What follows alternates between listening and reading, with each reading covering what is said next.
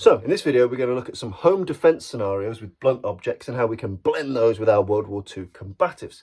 So let's remember, our blunt object, be this bat, kosh, sap, truncheon, stick, whatever that may be, and there may be legalities or illegalities for having these things in your house or in your car, but for a lot of people this is just a common fact. People have them. So again, viewer discretion advised. But imagine you got your blunt instrument. What does this need? It needs space to be effective. I need a bit of space to generate a bit of momentum. And what do I want to do with a blunt object? In reality, there are only two things if we look at a home invasion scenario: knockouts or knockdowns. Ideally, our gold standard product is a knockout. If we can get the knockout, we've done the job very, very well. That gives us time, space and choice to do stuff. Knockdowns give us a bit more time, a bit more space. We still might have to finish that job, or we might not, but either way it's a little bit easier for us to defend ourselves if a knockdown has occurred. But the gold standard we want is that knockout. So we're going to look at some scenarios where we can blend the World War II combatives materials. So I'm just going to use this as a proxy for any type of blunt weapon. Let's imagine in this scenario, home invasion scenario, bear in mind you're surprised, you're often asleep in bed watching TV. This is a surprise. So by the time that you've found and acquired your improvised or very cleverly planned or planted weapon, by the time you've discovered that and found your elbow from your arsehole, you may already be in a tangle with someone. You may already be a ball of limbs and arms. I always describe it to people like being in a zombie movie. There are arms and limbs and bites and all sorts of stuff going on here. Now we need a bit of space to deploy our weapon. So what we're going to do? So in this instance, we're going to do a short, sharp, I'm going to move this out of the way. We're going to use a short, sharp chin jab. So we're going to use the bony central part of the palm. From close range, we're going to pop this up using our hip, our foot and our shoulder. So it's not just arm strength, we're using our entire body. So we're here, we're in this tangle, we're going to smash this up here. And then we're going to raise our elbow as we dig the fingers into the eyes. Now this should make him move back. As you do this, bring yourself as much possible room as you can. The whole idea of this really is not the strike and not the eyes, it's to get a bit of space so that I can deploy the weapon, because the weapon is a force multiplier. It can do what I can do much better and much more efficiently. So we're here. If we can, pull the weapon back straight away. Drive the fingers into the eyes. Now the next thing I'm going to do is step outside of the kill box. So step outside the constraints of his shoulders. Well, here, I'm going to step out of that kill box as I strike along the jawbone and then bring the weapon into what the French call armé, back to being armed. By armed, what we mean is primed for a second strike.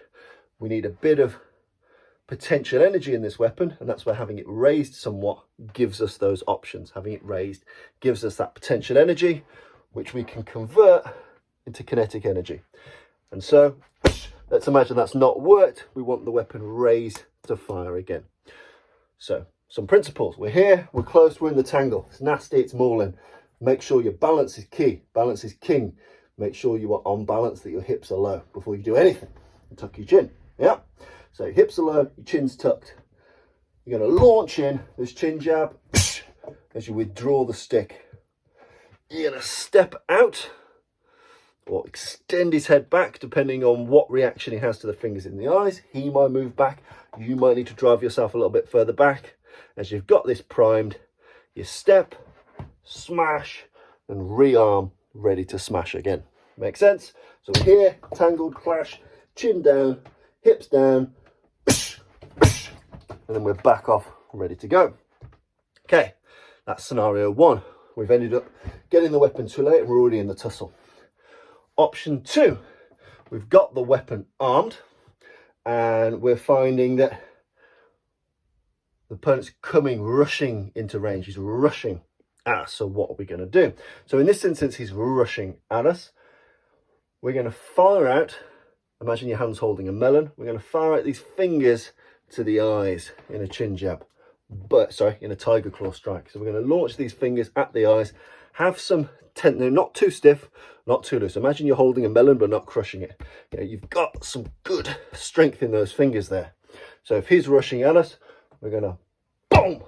You'll notice that when I hit, the shoulder gets in a line. Now, why is this? Because I want those extra inches of space so I can generate maximum force. So if he's rushing at me, blah, I want to get those fingers into his eyes. I want to make sure that weapon's armed. So it's like a 1-2 in a way. 1, step out the power box, strike and rearm. So I'm here, and then rearm.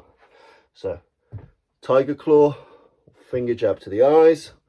Put some penetration into it as well. So if you bend the lead knee here, that really helps. That gives me a bit of space, bit of space, bit of space. Step out the power box, strike where I'm going to get a knockout, rearm the weapon. It's really important once you've hit to rearm. Hit, rearm, hit, rearm, hit, rearm. Once it's rearmed, you've got options then. You can come across, you can come down, you can go diagonal. You really only want to be striking along the jaw, on the temple, behind the ear, or just in the kind of right at the back of the head here. But I would say stick to the jaw. It's a great way to spin the head really fast, get the knockout. Safe, simple solution. So here, he's noticed I'm armed, he's rushing at me, he's not heeded that warning. Tiger claw to the eyes. I've got some arming of the weapon. Smash and rearm. So we've got fucked up tangle, chin jab as we make some space, raise, step and hit, or longer range. We've got the tiger claw to the eyes. As we get a bit of range, step, hit, and rearm. We've got those choices. Let's imagine that our weapon is a little bit low. We've been caught here. What we're going to practice now is we're going to use a short, sharp edge of hand blow. So from here, again, chin down, waist down, we're just going to pop this, bang, right into the throat. Whether it's a bit of forearm, whether it's this bit of the traditional edge of hand blow, it doesn't really matter. We're going to be here, chin tucked, chop this into the throat. Again, we're going to step out, strike and reset. So from here, let's imagine that we're a bit more sideways, we're being gripped this way. Again, the great thing about the edge of hand blow, especially if you've been caught at a 45 or from the side, is that once you've hit it, you've actually got a pretty good frame. If you imagine if this is a door and behind that door is a psychopath, I'd probably hold the door shut like this. This is a very strong structural shape. So if I can get here, imagine I'm at 45, just pop him right in the throat. It's not going to have huge power, but again, use as much hip and shoulder and foot torque as you can.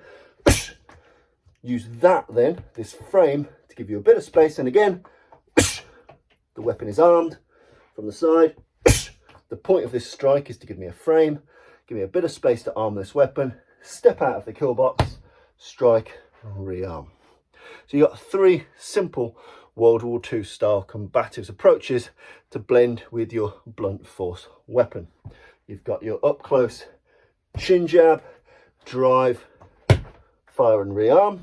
You've got your long range tiger claw strike to the eyes, step out, fire and rearm. You've got a bit from the side or even slightly behind, short sharp edge of hand, step out, fire and rearm. And as always, there's some simple principles.